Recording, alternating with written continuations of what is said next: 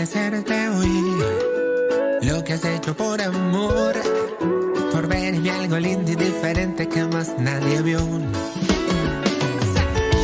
No lo puedo comprender, me amaste antes de nacer, aún sabiendo todo.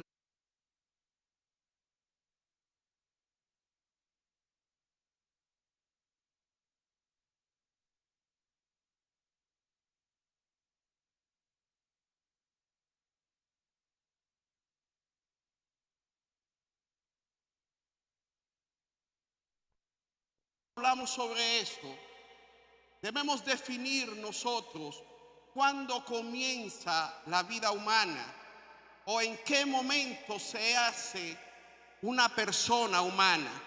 Y fíjense que estoy señalando unos conceptos que yo quiero que tengamos bien claro. Primero, ¿qué es una persona humana? Segundo, lo primero sería, ¿qué es una vida humana? ¿Qué es una persona humana?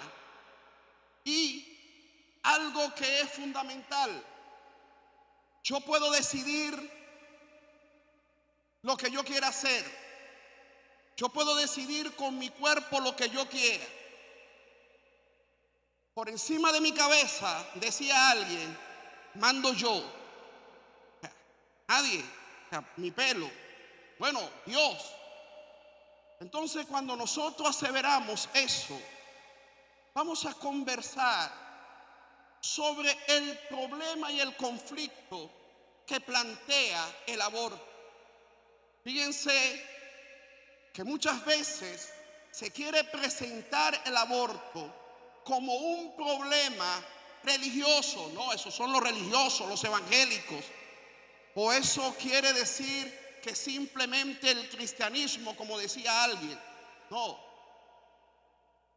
Me van a permitir en un momento, yo soy cristiano, yo soy pastor, pero yo soy médico.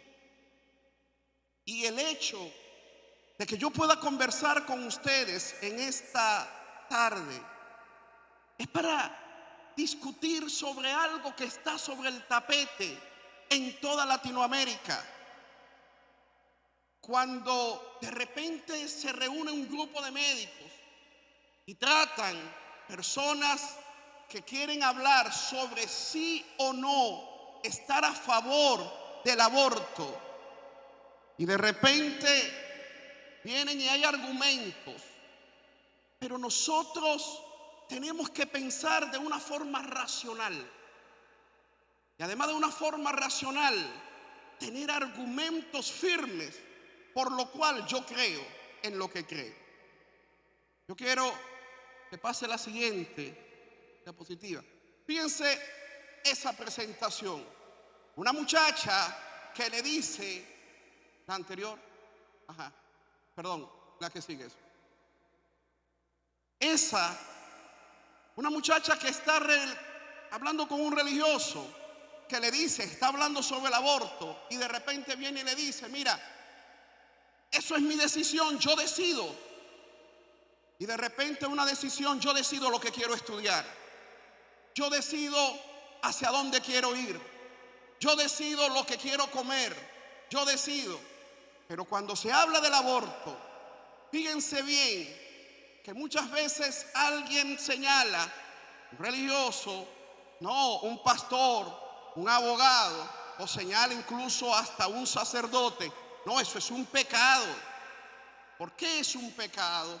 No, eso es un delito, eso es matar. ¿Por qué es matar? La anterior. Y fíjense que es importante que nosotros respondamos a esto. La vida del hombre se inicia desde la concepción. Y presentar argumentos, porque yo puedo decir que desde que se une un óvulo con un espermatozoide, comienza la vida humana. La segunda pregunta es, ¿tenemos derecho a decidir en la vida de otros? Es decir, yo puedo decidir en relación con la vida de otra persona. La tercera pregunta, las mujeres que abortan, pues el nuevo ser le afecta su calidad de vida. Por ejemplo, El hecho de que alguien diga, eso va a truncar mi carrera, eso va a truncar mi vida, eso va a truncar todo lo que soy. Pero hay algo que es fundamental. Cuando nosotros tenemos claro qué significa una vida humana, qué significa un ser humano, yo puedo de repente decidir, oye, yo decido sobre mi vida, pero no puedo decidir sobre la vida del otro. Y fíjense, ¿qué nos corresponde desde el punto de vista humano, espiritual, en relación a esto? ¿A qué sigue? ¿A qué sigue? Y quiero detenerme a hablar algo. ¿Quiénes han visto aquí biología? Todos hemos visto biología, ¿sí o no? Y fíjense que yo le voy a preguntar, porque de repente, y no es que va a ser una materia, pero es algo que ustedes conocen mucho más que yo. El ser humano se forma porque una célula masculina con una célula femenina se unen. Es decir, se unen a espermatozoide con un óvulo y van a formar esto que ustedes ven ahí, que es un cigoto, la unión de dos gametos. Pero de repente dice, bueno, una célula más. La ciencia ha demostrado que no es una célula más, no es una célula pulmonar, no es ni siquiera una célula, por ejemplo, por decirle algo, una neurona, o es una célula cardíaca, no. Fíjense que cuando ocurre esto, el óvulo va a recibir un solo espermatozoide. Y ese espermatozoide va a originar esto, la que sigue, esto que es el cigoto. Y cuando ustedes vean eso es como si fuese un huevo. Pero fíjense que es totalmente sólido. Pero fíjense que va a tener no solamente una carga genética, esto es un ser único e irrepetible. Cuando decimos que es único e irrepetible, es porque simplemente tiene una totipotencialidad. Cuando utilizo ese término totipotencialidad, quiere decir que puede desarrollarse. Y fíjense que tiene una carga genética que representa el color del ojo. El que va a tener, como yo, un pelo simpático, un pelo que de repente medio calvo, que va a ser o que va a ser como ustedes, o sea, un pelo largo. Hey, hoy estamos hablando de que esa carga genética representa un individuo único, y hoy la ciencia puede manipularlo eso. Puede manipularlo a través de un proceso de ingeniería genético, y en ese proceso de ingeniería genético poner un bebé que inclusive puede ser a la carta. Es decir, yo quiero un hijo que mida 1,90. Yo quiero un hijo que pueda tener color verde. Yo quiero un hijo que tenga un color simpático como el mío, que sea negro, moreno, así como el mío. O una hija. Y quiero que tenga esta característica. Se puede. Pero fíjense que es un ser humano. Y algo que es importante, alguien puede decir, todavía no. Todavía no. ¿Por qué? Fíjense esa gráfica que ustedes lo conocen. El ovario, ocurre la expulsión del óvulo. A ese óvulo se va a unir el espermatozoide. Y fíjense que en ese recorrido, estamos hablando alrededor de 10 días, que va a ser en la trompa de Falopio. Y en ese recorrido va a suceder algo. Comienza un proceso de multiplicación celular. Primero, un cigoto totalmente sólido. Después, si ustedes ven el número 7, comienza a haber como un desplazamiento, ya no algo sólido. Estamos hablando del 7º día. Y se va a transformar en lo que se llama un blastocito. Un blastocito significa que fíjense que el día 8 va a llegar ya a la cavidad uterina y se va a implantar el día 10. Y fíjense una característica que es importante, que cuando ustedes vean que tiene una carga genética que es único, entonces alguien puede decir, mira, ese no es un ser humano, es una célula más. Y eso va a originar una serie de preguntas que es interesante. ¿La que sigue? No es un ser humano. ¿Por qué no es un ser humano? No tiene un corazón. Déjenme decirle que el día 18 comienza a latir el corazón. Déjenme decirle que el día 42 tiene ondas cerebrales.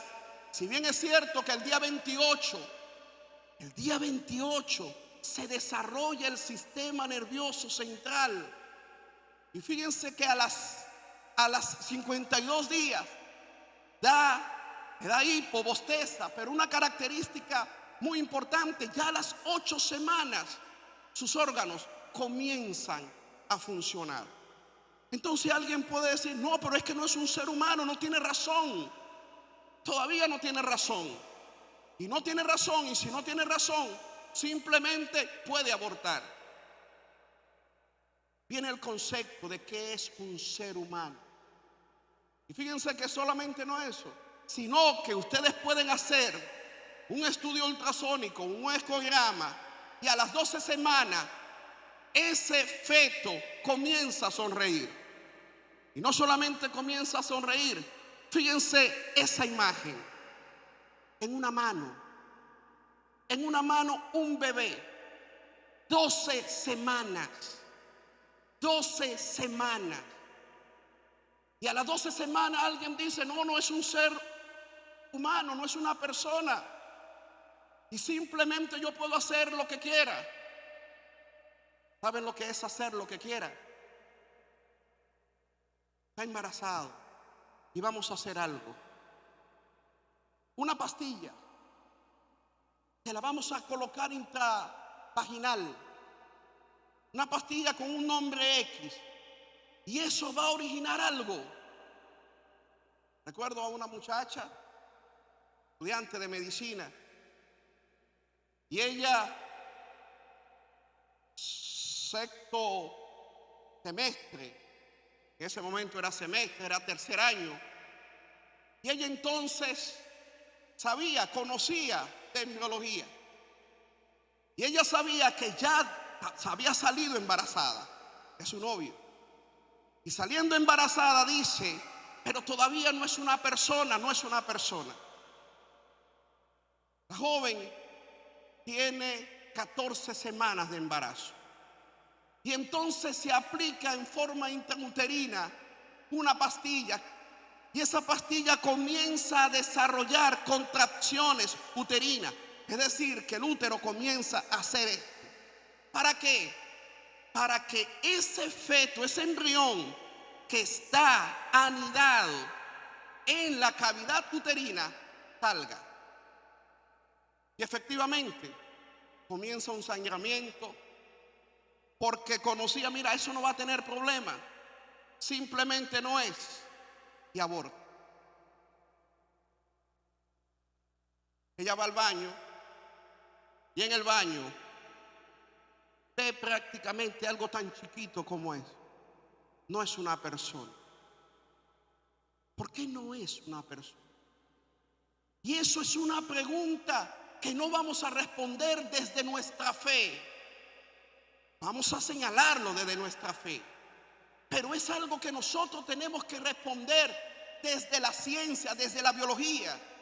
Responder por qué es una persona y por qué como persona tiene derechos, aunque no positivos, y como una mujer que pueda decir, sobre mi cuerpo yo decido. Tú puedes decidir sobre tu cuerpo, pero decidir por encima, decidir sobre otra persona, eso no es. Vamos a ponerlo de esta manera. Supongamos que ustedes están en su casa y ustedes en un momento vienen y quieren comer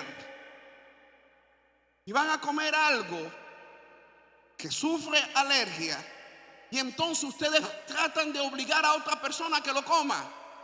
O sea, ustedes pueden comerlo, pero no pueden obligar al otro porque el otro decide. Pero supongamos que es un niño, y supongamos que ese niño, por supuesto, un niño de 3 años no tiene la capacidad para decidir, no tiene la capacidad para decir yo quiero esto, yo quiero lo otro, no. Pero en ese momento de alguna manera, no lo obligo, pero sí lo convenzo para que coma. Sufre la alergia, yo sufro la alergia, pero al niño es peor y el niño muere.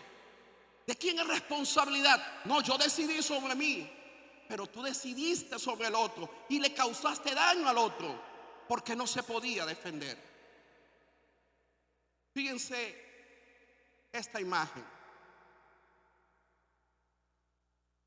Esa imagen fue en el 1999. Esa imagen es de un niño de 21 años, un feto que se llama Samuel Alexander Armas. Eso fue en la Universidad de Tennessee. A ese niño se le hizo un ecograma. En el ecograma sucede que se le demuestra que tiene una patología que se llama espina bífida. Espina bífida es, ustedes ven la columna, pero la columna, lo que uno llama la estructura neuronal, no está completa, no tiene protección. Si él nace, él va a tener problemas para caminar, problemas de incontinencia, varios problemas. Ya se sabía a las 21 semanas que ese niño tenía ese problema. El doctor Butler dice algo. Oye, vamos a hacer algo. Hay una cirugía que se hace cuando el niño nace. Mientras más precoz, menos problema tiene. Si nace hoy, lo operamos hoy y resolvemos. Pero si lo operamos intrauterino, ¿sabe lo que significa operarlo intrauterino? Operarlo mientras está en el vientre. Este niño era el quinto que iban a operar así. ¿Qué hicieron? Abrieron el abdomen, abrieron el útero, extrajeron todo el líquido amniótico que estaba ahí, que les sirve de protección. Pero no solamente hicieron eso, extrajeron al niño, pero el niño, antes de extraer, fíjese lo que hace: agarra el dedo del cirujano que lo va a operar. A él lo operan, lo sacan del útero, le operan la estructura neural, le operan de la espina bífida, y luego que lo operan de la espina bífida, lo introducen otra vez dentro de la cavidad uterina, le vuelven a colocar el líquido amniótico, y no solamente hacen eso, sino que cierran, por supuesto. Ese niño nació sin problemas. 21 semanas. Pero no es un ser humano, no lo es. O sea, pero a la 21 semana hay a niños que no se le hace eso. Hay a niños que se le hace otra cosa.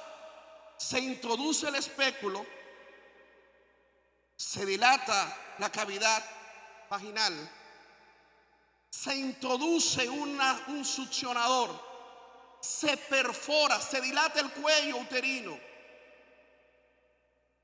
y se comienza a aspirar.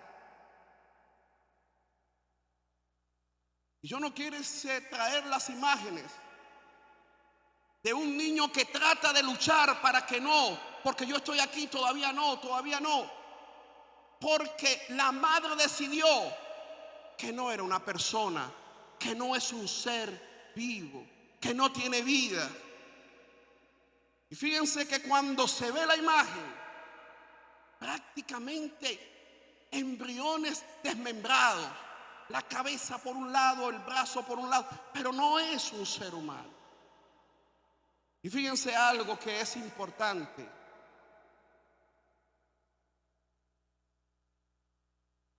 ¿Qué es entonces un concepto que yo quiero que ustedes tengan claro? El feto es una persona. ¿Por qué? Porque tiene un valor intrínseco en sí mismo. Hay un concepto filosófico que es que el ser humano tiene dignidad en sí mismo. ¿Pero qué es dignidad? ¿Qué es dignidad? Ese concepto de dignidad denota lo que tú y yo nos merecemos por ser seres humanos. O sea, tú te mereces que te traten bien. Tú te mereces que te consideren. Tú te mereces. ¿Por qué? Porque eres un ser humano. ¿Cuántos conocen la Declaración de los Derechos Humanos acá? ¿Cuántos lo conocen? Bueno, tarea. La Declaración de los Derechos Humanos, 1948, después de un episodio único, Segunda Guerra Mundial, cuando los alemanes nazis, ellos comenzaron a hacer algo. ¿Sabe lo que hacían? Comenzaron a experimentar en seres humanos. No solamente experimentaban, sino de repente venían y querían saber si el frío extremo, hasta cuánto vivía. Entonces agarraban a un judío, agarraban a algún gitano, agarraban a alguno y lo lanzaban en el Mar del Norte. Cuando estaba ya en el Mar del Norte, estaba congelado. ¿Cuánto duraba? La Declaración de los Derechos Humanos surge para decir el derecho a la vida, el respeto a la vida, el respeto a la autonomía, a que cada persona decide. Pero saben que en medio de eso hay un concepto que es bíblico. Un concepto que por más que se quiera tener, el mismo ateo dice, ¿por qué tiene dignidad el ser humano? Una palabra que en latín significa imago Dei. Imago Dei quiere decir imagen de Dios. Y cada uno de nosotros tiene dignidad porque somos imagen de Dios. El libro de Génesis, que dice: en el principio creó Dios los cielos y la tierra. Y dijo Dios: hagamos al hombre. ¿Conforme a qué? Conforme a nuestra imagen. Imagen de Dios. Y eso da dignidad. Y eso representa algo que es único e irrepetible. Todos los seres humanos son imagen de Dios. Claro. Y de repente uno puede decir, imagen de Dios, ok, pero ese que es malo, sí es imagen de Dios.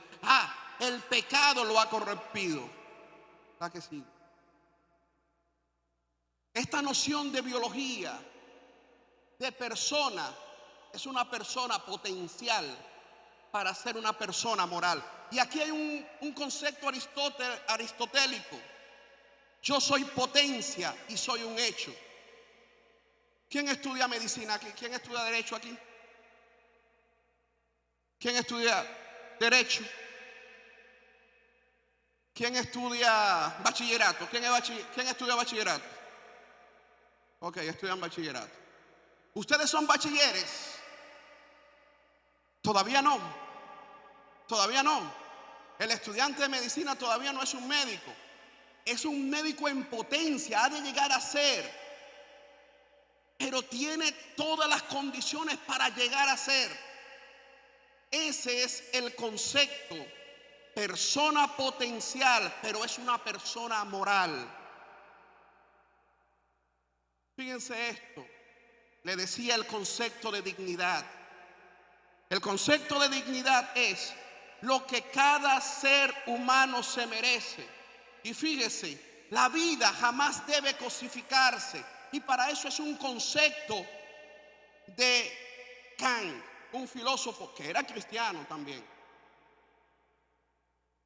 ¿Cuál es el problema?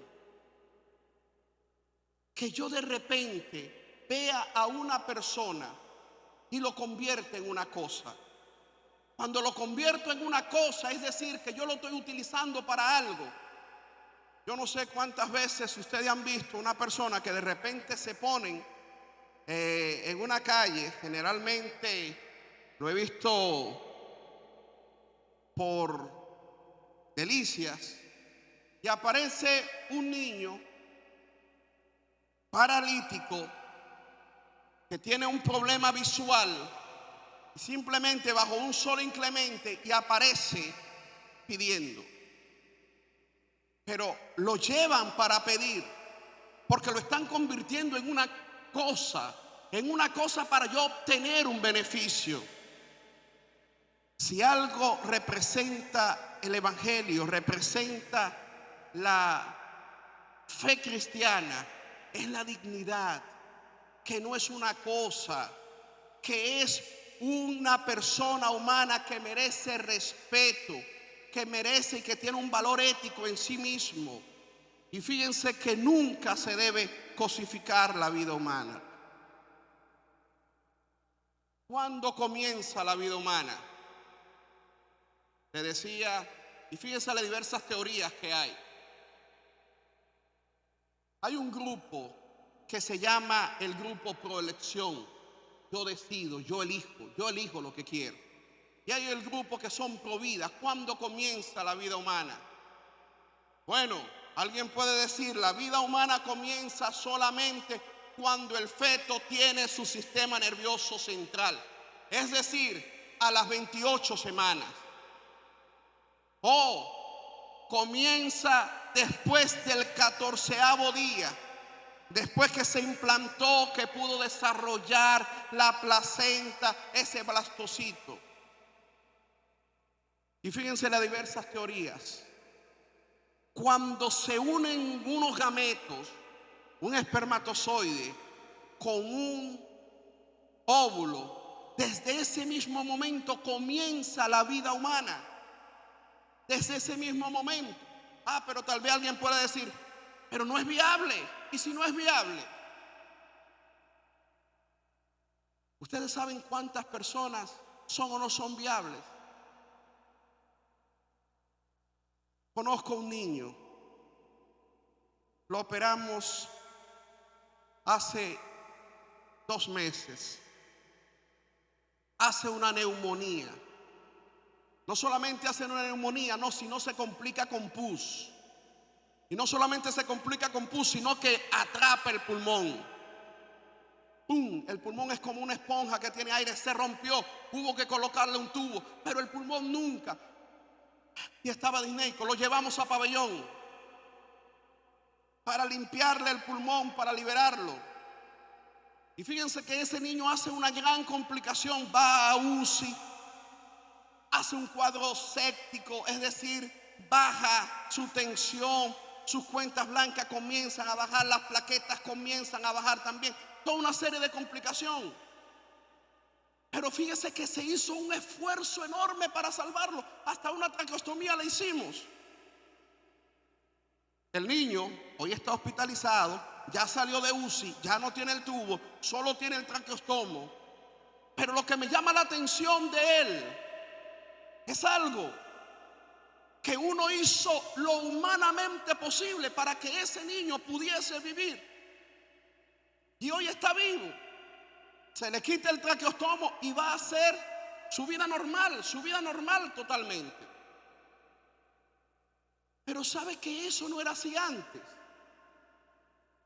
¿Sabe que en la antigua Grecia los niños que tenían problemas se mataban, se acercaban a un precipicio y lo lanzaban porque no era una persona?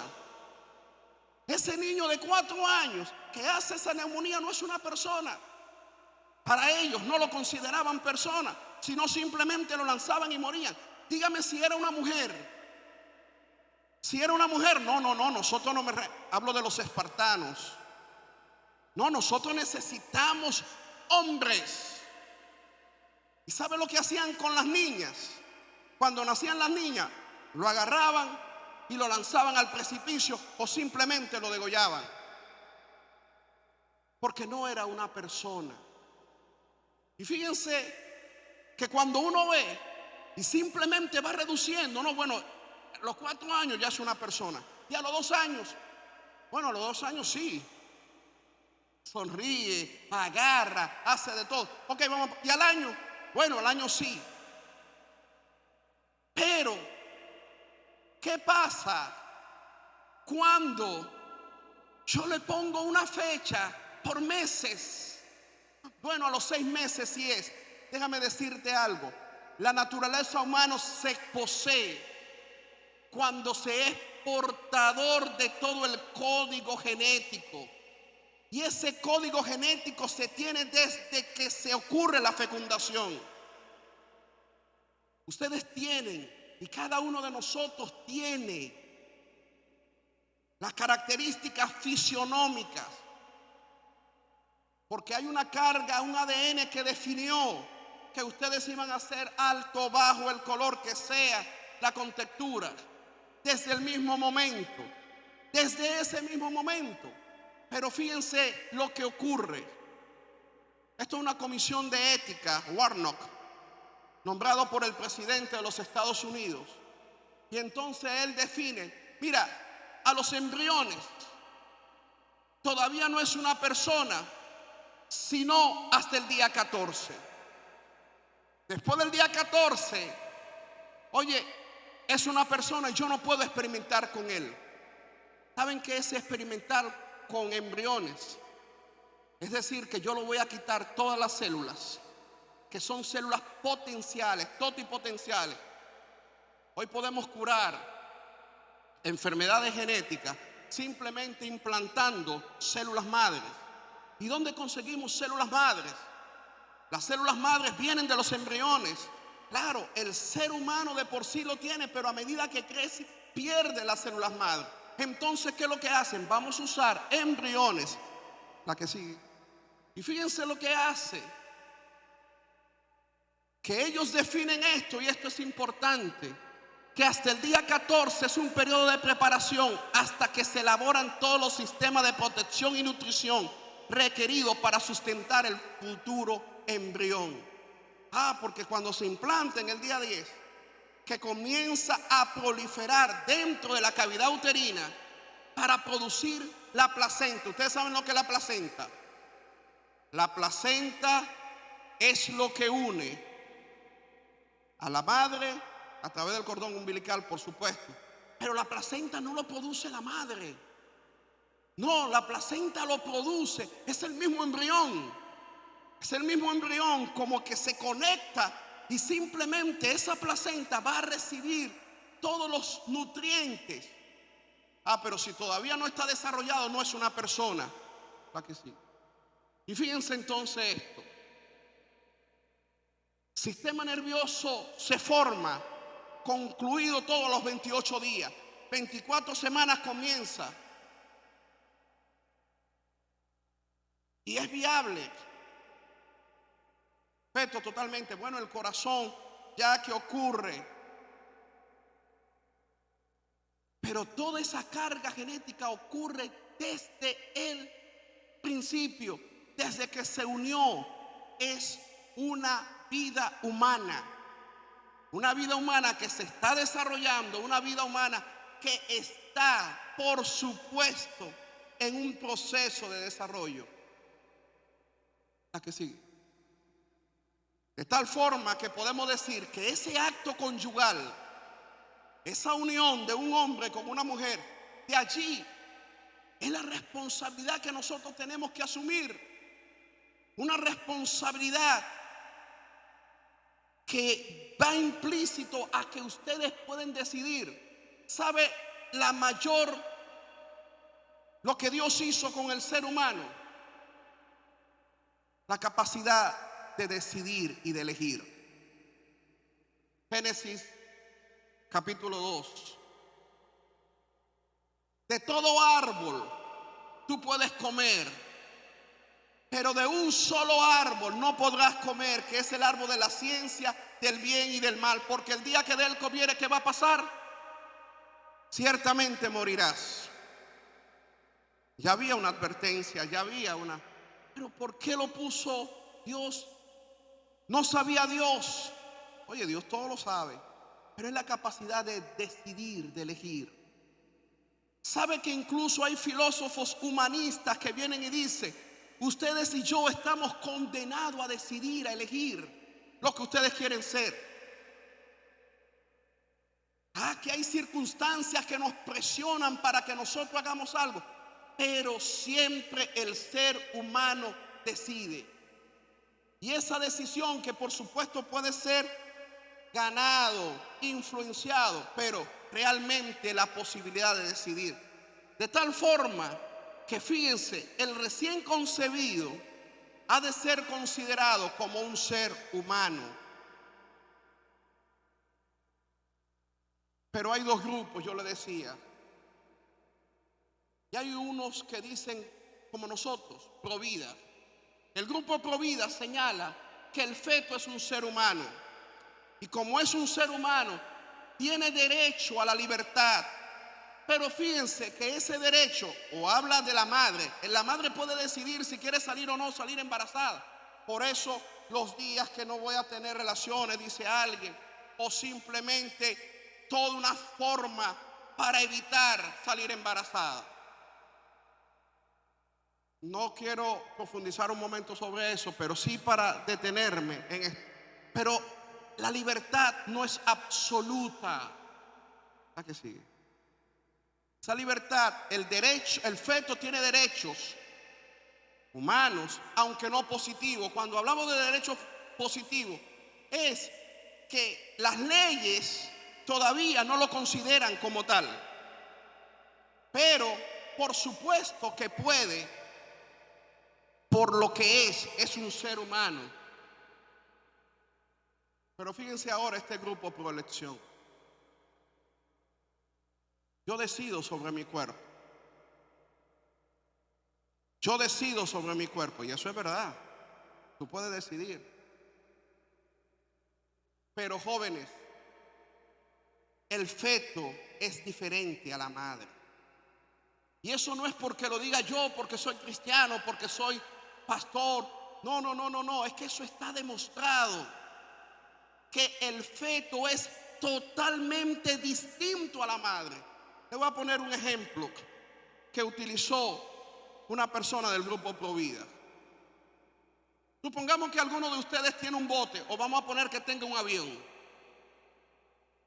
Tiene un avión, una avioneta. Y vienen y ustedes invitan a alguien en su avioneta.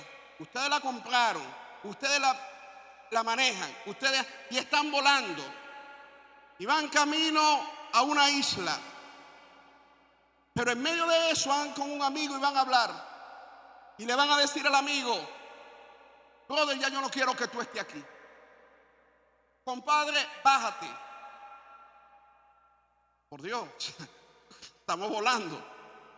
No, pero bueno, llegamos. No. Te bajas ahorita. Pero ¿cómo me voy a bajar? Fácil. Abro la puerta y te lanzo. ¿Qué pasa si se lanza? Se muere. O sea, sencillo, se muere. Pero es mi avioneta. Es mi avioneta. Sí, pero tú no puedes matar. Tú no puedes matar. Y fíjense que en ese momento, cuando le dice lánzate, básicamente lo está haciendo. Eso es un homicidio. La que sigue. Fíjense que la madre es dueña de su cuerpo, tiene dominio sobre él, pero no tiene derecho sobre una vida humana. ¿Y por qué no tiene derecho? La que sigue. Fíjense esto. 4 características que yo quiero que ustedes conozcan y recuerden. Primero, el niño en gestación tiene un ADN único e irrepetible. No es igual a su mamá, no es igual a su papá, es único. Un ADN totalmente distinto, irrepetible. Que fue la combinación del ADN de la mamá con el ADN del papá y lo hizo único. Pero desde el mismo momento es único. Segundo, tiene un ritmo cardíaco distinto a la madre. Por eso la madre puede decir: yo puedo decidir sobre mi corazón, pero puede decidir sobre el corazón del otro. Late distinto. La frecuencia cardíaca de una madre generalmente 80, 100, pero de un niño es mayor, de un feto es mayor. Totalmente distinto. Pero no solamente eso, puede tener incluso un factor sanguíneo distinto. La mamá puede ser ORH positivo, pero él puede ser AB. O puede ser ORH negativo. Incluso puede originar la madre anticuerpos después de un segundo embarazo para atacar ese anticuerpo. Y de hecho a la mujer embarazada con un grupo sanguíneo que su primer hijo fue negativo, simplemente se le va a inyectar una sustancia para que cuando salga otra vez embarazada, sus células no ataquen el nuevo feto. ¿Tiene la misma sangre? No, es una sangre distinta. Cuarto, genera órganos propios. Su riñón es distinto al riñón de la madre. Su pulmón es distinto al pulmón de la madre. Entonces, ¿cómo me van a decir? Yo decido sobre mi cuerpo. Tú decides sobre tu cuerpo, pero sobre otra persona. ¿Por qué decidir sobre otra persona?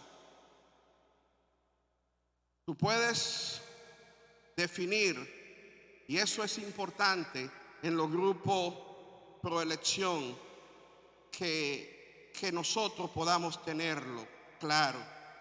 Fíjense que cuando uno habla sobre, porque muchas personas pueden decir lo siguiente, un concepto que hay, ¿qué es el aborto? ¿Qué es el aborto? Y así lo define la Organización Mundial de la Salud: interrupción de un embarazo humano no llegado a término. ¿Sabe lo que significa interrupción? Yo puedo parar una llamada, pero la vuelvo a tomar. No. Cuando se interrumpe el embarazo, no es que va a volver otra vez. Fíjense que cuando se operó a Samuel, a las 21 semanas, simplemente se sacó, pero continuó. Pero el aborto no es eso. El aborto no es que lo interrumpo para que vuelva. El aborto es detener un embarazo, es que no siga un embarazo. Eso es el aborto. Entonces, eso es una mentira. Y fíjese que una de las grandes discusiones que incluso hemos tenido en diversos comités de ética, de bioética, es el concepto de aborto, la que sigue. Ahora, cuando nosotros hablamos sobre esto, fíjense algo que es fundamental que nosotros tengamos claro. ¿Por qué hoy en muchos países se habla de vamos a tener el embarazo, vamos a detener el embarazo? ¿Por qué se habla mucho de eso? Y ya para concluir, ¿sabe por qué? Porque hoy eso se ha convertido en un negocio. Hay una institución que se llama Planned Parenthood. ¿Sabe cuántas clínicas abortivas tiene Planned Parenthood? Más de 46,000 clínicas abortivas en el mundo. ¿Sabe qué quiero decir con eso? ¿Cuánto conocen McDonald's? Él conoce McDonald's. ¿Ustedes saben cuánto McDonald's hay en el mundo? 33,900 McDonald's. Es decir, que hay más clínicas abortivas que McDonald's en el mundo. Hay más clínicas abortivas. Pero no solamente eso, sino que esta gente de Planned Parenthood hace algo.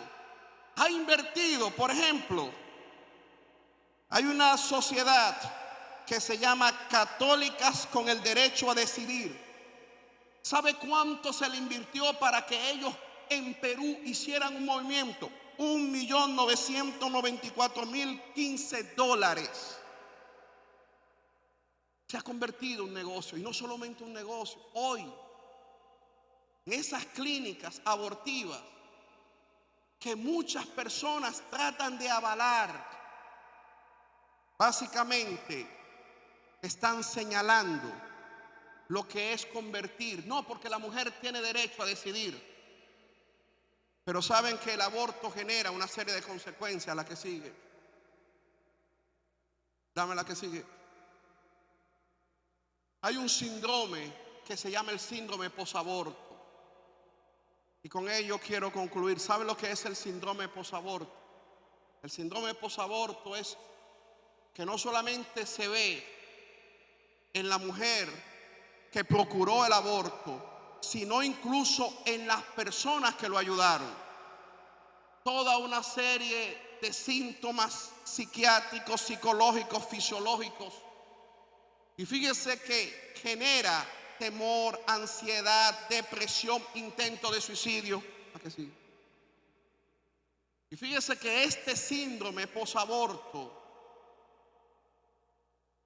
de repente alguien dice, ¿pero por qué? Hay un concepto claro en ética, un concepto claro, y es que nosotros tenemos una conciencia. Y esa conciencia nos ataca. Y fíjense que solamente no hay esto, la que sigue, sino que hay una serie de complicaciones. En medicina todo puede tener una complicación. Sacarse una muela puede ser una complicación. Ponerse una inyección puede tener una complicación, pero son bajos.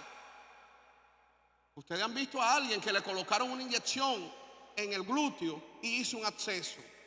O de repente a alguien que le colocaron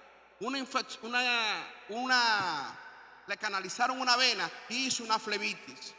Pero en el embarazo hay estas complicaciones, infecciones que básicamente se pueden ver, no siempre, pero es dolor, infección, mal olor vaginal, flujo vaginal. Puede haber durante la práctica del aborto perforación, puede haber hemorragia, puede haber laceración, desgarramiento, puede haber totalmente esto. Pero la pregunta es, y yo quiero que ustedes lo respondan conmigo,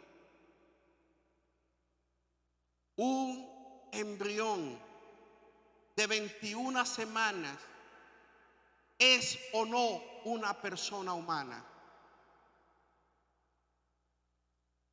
O sea, yo puedo extraerlo de ahí, como lo que se hizo con Samuel, pero para matarlo. De allí que yo quiero que ustedes puedan pensar algo. La Biblia siempre ha prohibido la muerte, porque respeta la vida humana. No matarás. Entonces quieren decir, no, pero mira, los evangélicos, los cristianos, esos son locos, esos son fanáticos. No, pero yo no estoy hablando hoy como señalando esto. Yo quiero señalarle lo que hoy la ciencia médica ha podido demostrar, que un embrión es un ser humano. Y si mi vida merece respeto, la vida del otro merece respeto. De tal forma que el respeto a la vida humana es un respeto a mí mismo. Y como dice la Biblia, lo que tú quieras que te hagan, así hazlo con el otro. Para decirlo en sentido negativo, lo que no te gusta que te hagan, no lo hagas a otro. Y pueden haber múltiples manifestaciones, múltiples. Pero indudablemente es importante que nosotros podamos estar claros.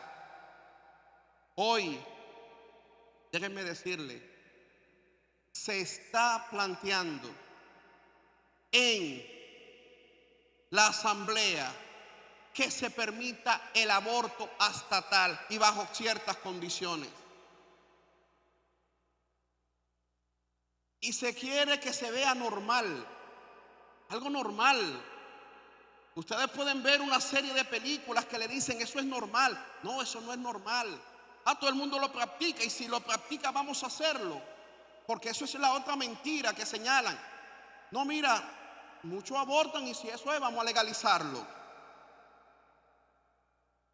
¿Cuántas veces ocurren atracos? Muchos. ¿Cuántas veces ocurre el robo? Mucho. Es una realidad. Vamos a legalizar el atraco. No, tú tienes derecho a atracar, tú tienes derecho a robar, porque eso ocurre normalmente. Porque ese es el mismo planteamiento lógico. Si el aborto se hace normal, Entonces, ¿por qué no vamos a legalizarlo? Porque el homicidio nunca se debe legalizar y hay que respetar la vida humana. Muchas gracias y gracias por poder escucharme. Que Dios les bendiga.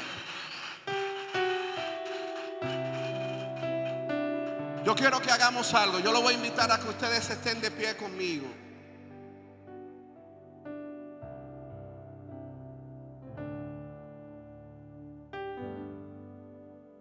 Y fíjense algo que ustedes,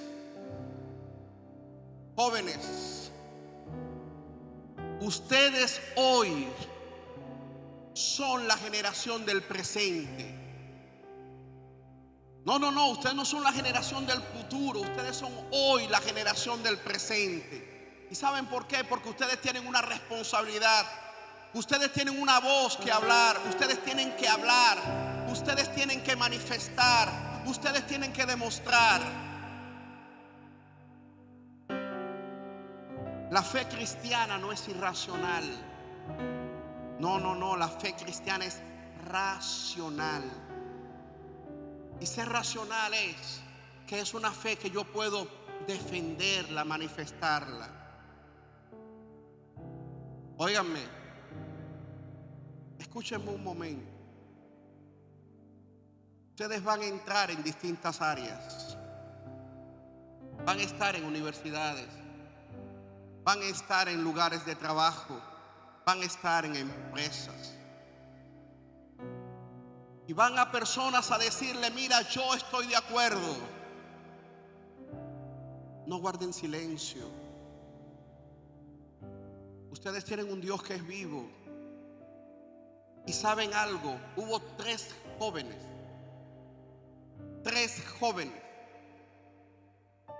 que lo políticamente correcto era el emperador Nabucodonosor. Ustedes se conocen esa historia. Levantó una estatua y todo el mundo tenía que adorarla. Todo el mundo. Cuando sonara la música, cuando sonara, todo el mundo se postraba y adoraba. Oye, yo podía decirlo. Ellos podían decirlo: mira, nos adoramos, nos postramos y simplemente después pedimos perdón. No, yo no estoy de acuerdo con eso. La apariencia, tú sabes, lo políticamente correcto. No, aquí no hay que hacer lo políticamente correcto.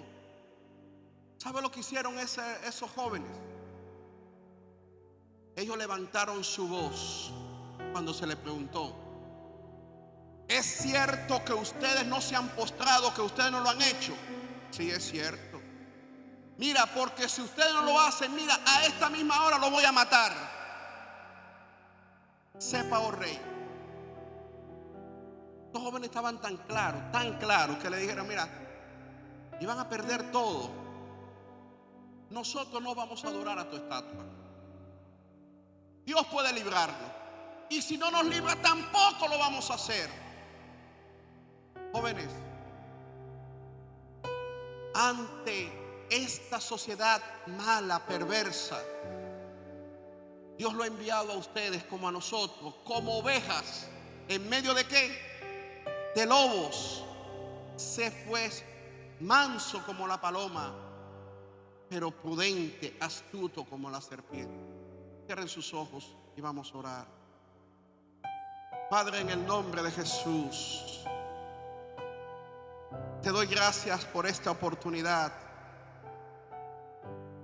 Señor, de estar aquí reunidos con estos príncipes y princesas, hijos tuyos, Señor, con una gran responsabilidad bajo sus hombros, con grandes amenazas en contra de ellos. Hoy, Señor, quiero presentarlo delante de ti. Tú los conoces a cada uno de ellos. Señor, son tus hijos con una promesa enorme, pero con un desafío enorme sobre sus vidas, con muchas amenazas en contra de ellos. Toda una sociedad perversa maquinando en contra de sus pensamientos. Dios, te pido que tú los fortalezcas. Dios, te pido que tú los uses. Dios, te pido que tú los llenes de sabiduría, de inteligencia, de entendimiento y de valor. De valor. Que sean fuertes porque tú eres fuerte. Que sean valientes porque tú estás con ellos. Que ellos puedan entender y comprender. Y úsalos para tu gloria y para tu honra. Te pido, Señor, que tú los bendigas, que tú los guardes, que tú los libres del mal. Implanta en ellos tu señorío. Gracias por su vida, gracias. Gracias, Señor, por lo que has hecho en ellos. Gracias por lo que seguirás haciendo.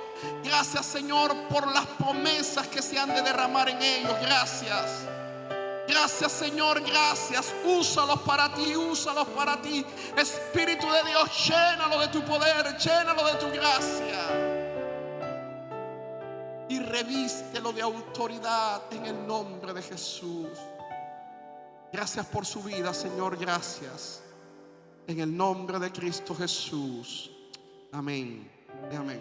Muchas gracias. Dios les bendiga.